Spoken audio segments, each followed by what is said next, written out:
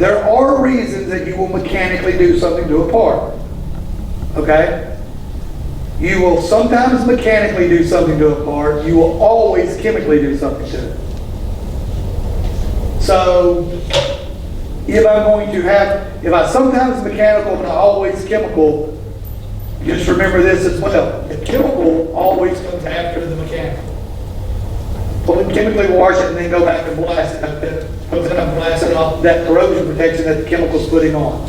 So I will sometimes mechanically do a part. I'll look at the part, do I mechanically have to do something to it? Yes, do it, then chemical. No, then chemical. So why would I have to mechanically do something to a part? If it has mill scale on it, you are going to physically have to remove the mill scale. Always think about it this way. You're only as good as the foundation. It's like building a house. If you're going to build a house, or you can build a $100 million house on straw, and it's going to come down. You know, the most important thing of building a home or whatever is the foundation. You're only as good as the foundation. Always keep that in mind. Only as good as whatever the foundation is that I start with.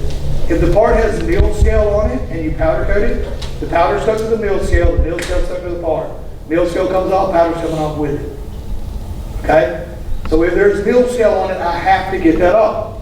If it has rust on it, I have to physically remove the rust before I powder coat it. You're not going to powder coat over the top of rust, obviously, because the rust is just going to eat away at the part.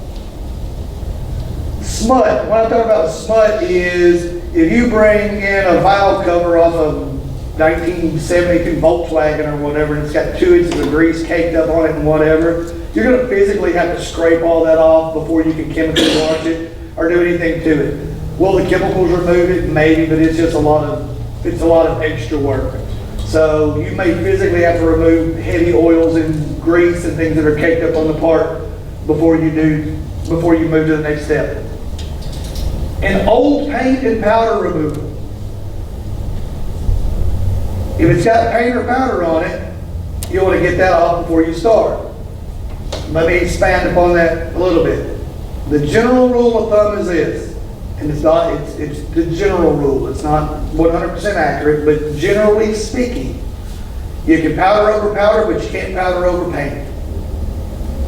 There are some paints that you can powder coat over. You'll notice on that bike that you see tomorrow, the flames on it, those were done with a paint that you could powder coat over, because the 7-year-old girl powder coated the yellow, had a guy come in and hand do the flames, and then she powder coated the clear over the top of that sealed them together. So there are some very specific paints, but generally speaking, I can powder over powder, but I can't powder over paint. Why can't I powder over paint? Most paints won't hold up to the heat. Yeah. I used to hate when I did own a powder coating business, when people would build something in their fab shop and they'd bring it to you and they'd say, hey, well, I went ahead and sprayed this with a primer for you so we could go ahead and bring it to you so it would rust before I got it here.